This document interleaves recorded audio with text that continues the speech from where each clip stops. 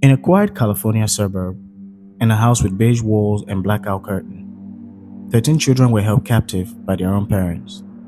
For years, they were beaten, starved, chained to furniture, and the world didn't know what looked like an ordinary family portrait was actually a crime scene. What sounded like homeschooling was actually solitary confinement, and what should have been 13 childhoods was 13 horror stories stitched together in silence. This is the case of David and Louise Turpin, two of the most evil parents in modern American history. And this is how their careful, constructed illusion came crashing down.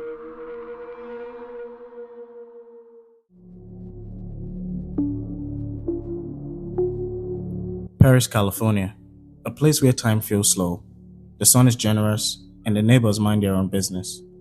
It's not the kind of town where you'd expect monsters to live. From the outside, 160 Millwood Road looked normal. A little boring, maybe. Brown paint, shutter windows, an unkept lawn that whispered neglect.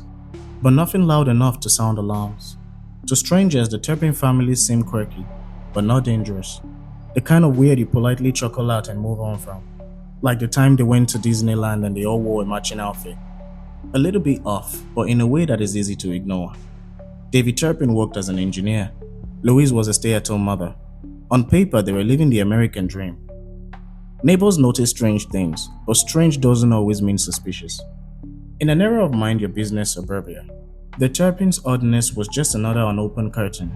The kids didn't go to school, but they were homeschooled. They didn't play outside, but maybe they weren't into sports. The house was dark all the time. Some people are just sensitive to sunlight, right?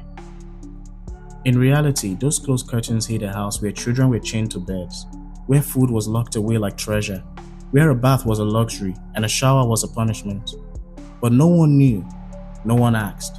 We're so filthy. We don't take baths. The illusion worked because it preyed on politeness, on a community that didn't want to accuse a nice Christian family of something unspeakable. And it worked because the Turpins didn't act like villains. They acted like a family, but families don't starve their children. They don't imprison them, and they don't rehearse smile for vacation photos while hiding the dungeon at home.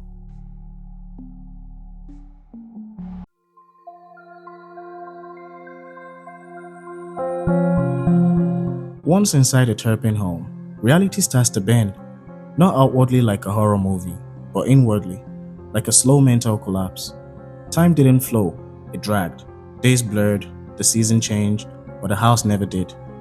The children were not allowed to bathe. They were allowed one shower a year.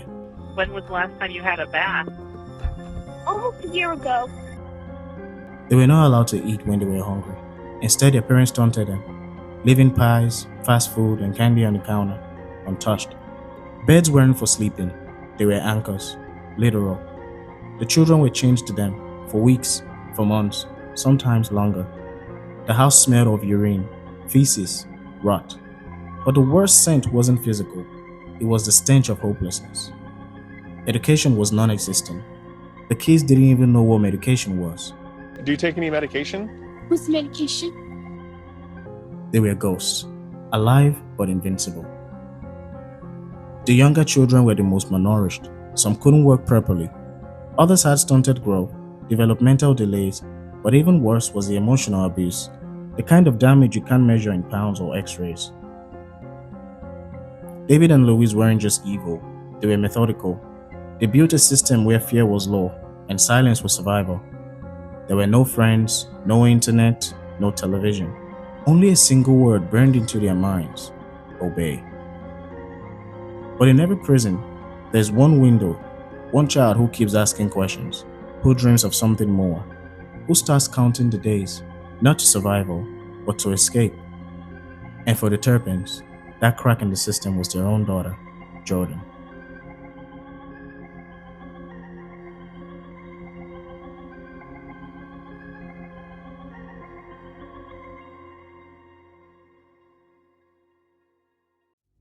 It's January 14, 2018.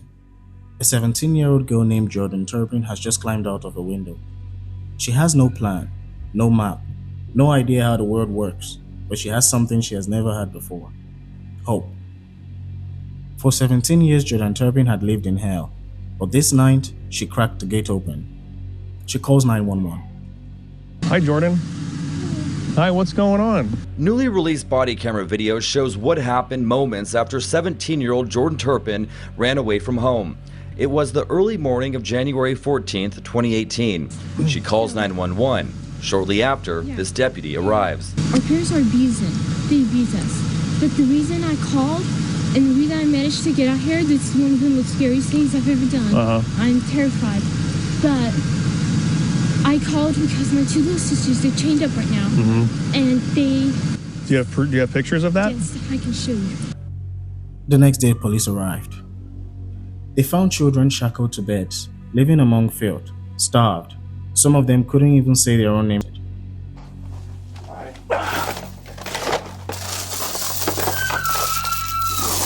All right, let's just go ahead and detain the parents at this point.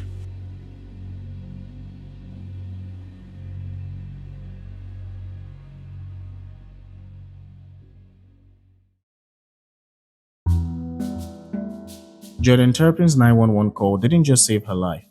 It saved 12 others and ended one of the most horrifying cases of parental abuse in modern American history. When the truth about the Turpin 13 finally reached the public, it wasn't just shocking, it was nauseating. People didn't ask, how could this happen? They asked, how did this go unnoticed for so long? The Turpins were tried in court and were found guilty. They were sentenced to 25 years to life for their crimes. But let's be honest, they won't see daylight again. But just because they're gone doesn't mean the story ends here. Because with all that trauma, the Turpin kids fought back. Jordan now has millions of followers. Some of the younger ones are thriving in school. They're slowly reclaiming their lives, piece by piece. And that's all that matters. Salute. My parents took my whole life from me, but now I'm taking my life back. Their son reading aloud a message on behalf of his sister of forgiveness and grace. I just want to thank them for teaching me about God and faith. I hope that they never lose their faith. Their father, David, unable to cope. I'm sorry if I've done anything to cause them harm. His wife, Louise, seemingly full of regret. I pray for my children every day. I want to say again, I'm truly sorry. I am for everything I've done to hurt them. I love them more than they could ever imagine. The two were stoic as their sentences were handed down, 25 years to life, with the possibility of parole in 22 years.